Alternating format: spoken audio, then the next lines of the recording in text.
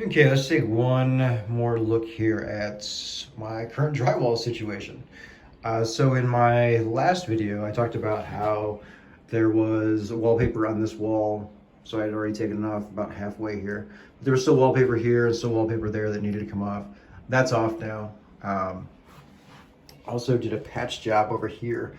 Actually cut a hole into this. And the previous owner had a cat, and they obviously had the litter box on the opposite side here. And at some point, they either just quit cleaning out the litter box or the cat decided it was just gonna piss in the corner. In any case, when it's hot and humid, it really smells like cat piss out here, even though it doesn't smell like that in the kitchen anymore, because that's what's on the opposite side of this wall is the kitchen. It still smelled like it out here. So I cut this open. I sprayed in some pet urine stuff that's supposed to eliminate that. In addition to that, I just dumped in a bunch of baking soda to help absorb any smell that was left over in there. Patched that up. Got to sand this, and I've got a little more coats up here where I did a little patch job. There was a crack up there, so I fixed that.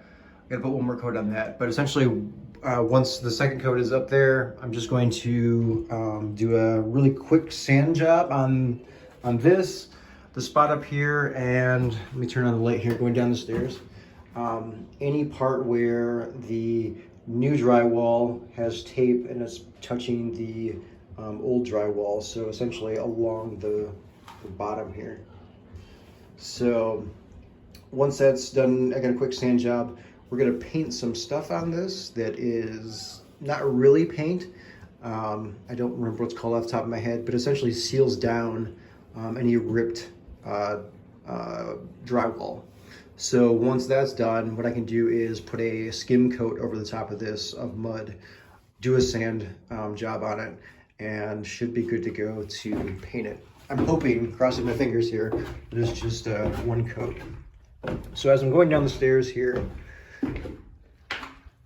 this wall here on the south side of the stairs, that's got 2 coats on it, so I still need one additional coat on the stuff, on the seams and the screws here. This also only has 2 coats on it here. Again, I wanted to wait for the 3rd coat until I sanded it, painted the stuff on, and then did the skim coat. What I just finished this evening is I put the final coat on the beam section here, and then along the wall here underneath the beam. Still need to do one more coat here in the corner. But as I turn on the lights, so this is all done, not sanded, but it's got all 3 coats on it. All 3 coats. Turn on the light down here. Again, we've got 3 coats here. I've got 3 coats going all the way around. And as I go down here, turn on the light here, this has all 3 coats on it. So really the only thing that does not at this point is here. So this only has 2 coats. The underside of the beam here has 2 coats. And then the side of the beam on both sides here only has 1 coat. So I still have to put a 2nd coat on there and then the 3rd coat. And then we should be ready to start sanding. So the reason I'm kind of doing them, staggering the coats, is because I'm still not really skilled at the mudding of the drywall here, even though I think it's turned out pretty damn well. I want to wait until 1 coat's dry before I do, excuse me, the other side. Otherwise, I just kind of really fuck up the mud job that I had just done previously. So once it's dry, then I can put on the 2nd coat on the beam, wait for that to dry, and then, like I said, do the 3rd coat. This here, so the jack post, as you can see, we didn't drywall this. Not going to drywall it. These blocks here are just temporary for the moment. Just holding it together, or holding the 2 studs together, I should say. What I'm going to end up doing is wrapping this in either wood or vinyl, whichever, I'm not entirely sure yet. But that's going to wrap around all 4 sides of this and then actually wrap up and over the side of the beam here. So that's why this is essentially just studs at the moment.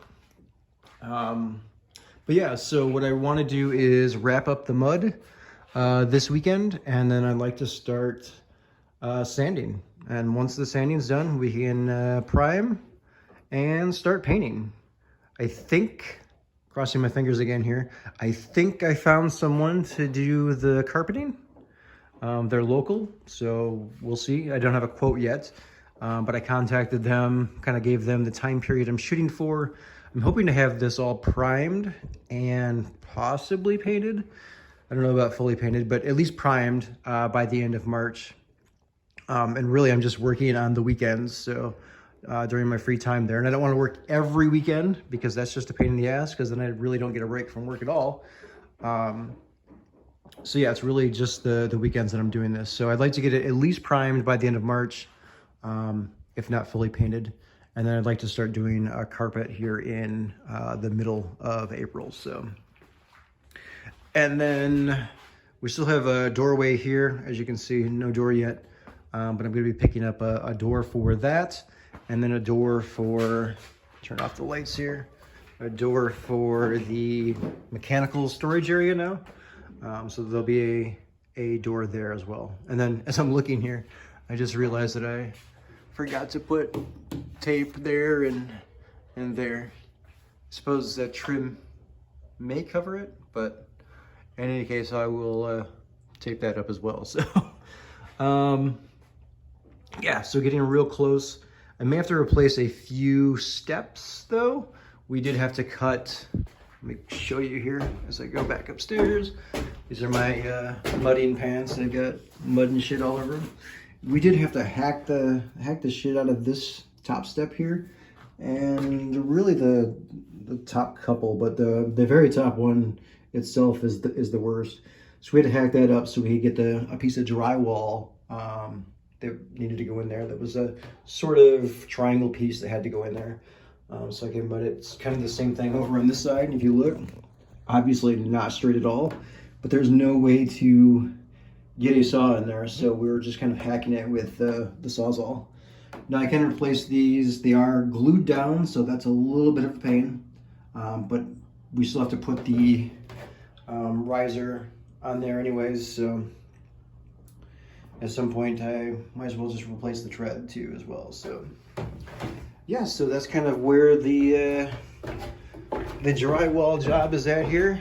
And again, this, you're seeing this, it's bare wood. That's going to have wood on top of it that's going to be painted. So this is all open here, and then that will be trimmed out along the edges here. So yeah, so it's coming along. It's been a learning experience here with the mud. Again, I have had no experience doing drywall other than little patch jobs, and those look terrible that I've done in the past, but I think I've done a really decent job at the very least, and it really will just come down to sanding. Again, this is the basement, so I'm not expecting it to be perfect, and again, I'm no expert in mudding drywall, so I'm not expecting it to be perfect, but however it comes out, I think it's going to come out at least decent. So I'm just looking forward to getting to the sanding at this point, and then we can get to painting, and then ultimately get the carpet in here, and at that point it's really just doing the trim work. So, and that can kind of happen anytime, because once this is carpeted, we can kind of start moving, you know, things down here and actually start using the space. The trim doesn't have to be in to start using the space, but the trim will just kind of to finish it out. So all right, so again, that's just a quick little update on where I'm at here with the drywall. So thanks for tuning in, and I will shoot another one of these once we have the mud done and we're ready to start sanding.